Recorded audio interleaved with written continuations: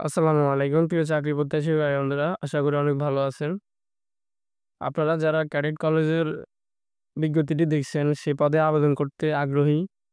আপনারা কিভাবে আবেদন করবেন, আজকে A to Z এই ফর্মটি কিভাবে ফিল আপ করবেন সবকিছু আপনাদেরকে দেখিয়ে দেব।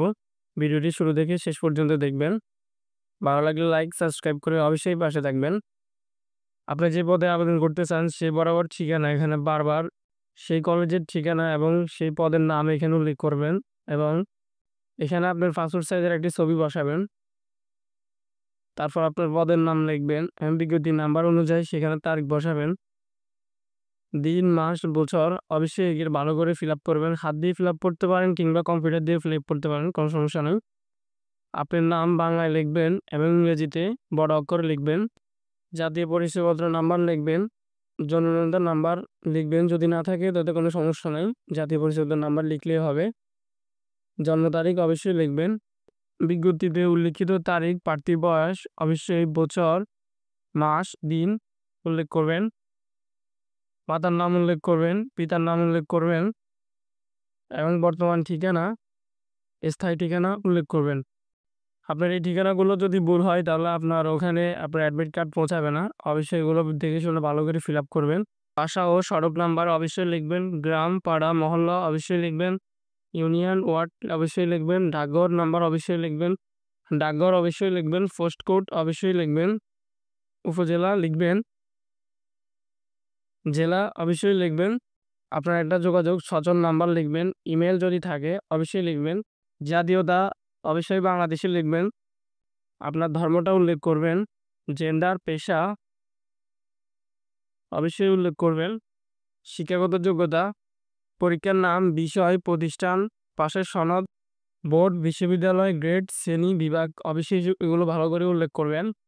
অতিরিক্ত যোগ্যতা যদি আপনার থাকে, যেমন আপনার কম্পিউটার চালাতে পারেন বা গাড়ি চালাতে পারেন, সেরকম যোগ্যতা যদি থাকে অবশ্যই উল্লেখ করবেন। আপনার যদি কোনো কোটা থাকে তাহলে সে কোটার নামটি উল্লেখ করবেন, এখানে টিক দিবেন।